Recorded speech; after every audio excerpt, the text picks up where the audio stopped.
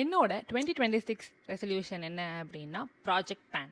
Project பேன்னா என்னன்னா, நான் இப்போ வரைக்கும் வச்சுருக்கேன் என்னோட perfume, body wash, cosmetics, skin care, shampoos எல்லாமே நான் வந்து கம்ப்ளீட்டாக யூஸ் பண்ணி முடிச்சதுக்கப்புறம் தான் இன்னொன்று வாங்கணும். ஸோ லிட்ரலி டப்பா தெரியிற வரைக்கும் டப்பாவில் எல்லா ப்ராடக்ட்டும் யூஸ் பண்ணி வெறும் எம்டி டப்பா ஆகிற வரைக்கும் நம்ம அதை யூஸ் பண்ண போகிறோம். ஸோ அதுக்கு பேர் தான் ப்ராஜெக்ட் பேன்.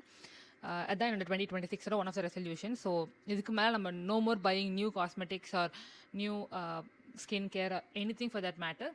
இருக்கிறத வந்து ஒழுங்காக யூஸ் பண்ணுறோம், ஃபுல்லாக தீக்கிறோம்.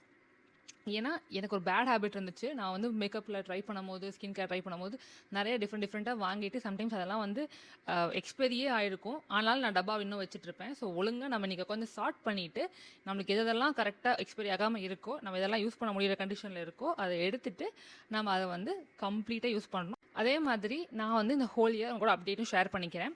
நான் ஒரு ப்ராடக்ட்டை கம்ப்ளீட்டாக முடிச்சிட்டேன் அப்படின்னா அது வந்து ஏ ஆர் நே அப்படின்றதையும் உங்க கூட ஷேர் பண்ணிக்கிறேன். நான் மறுபடியும் வாங்க போகிறேன்னா இல்லையான்றதையும் ஷேர் பண்ணிக்கிறேன். பட் இந்த ஜர்னி ப்ளீஸ் என் கூட சேர்ந்து நீங்களும் வாங்க. Project ban starts.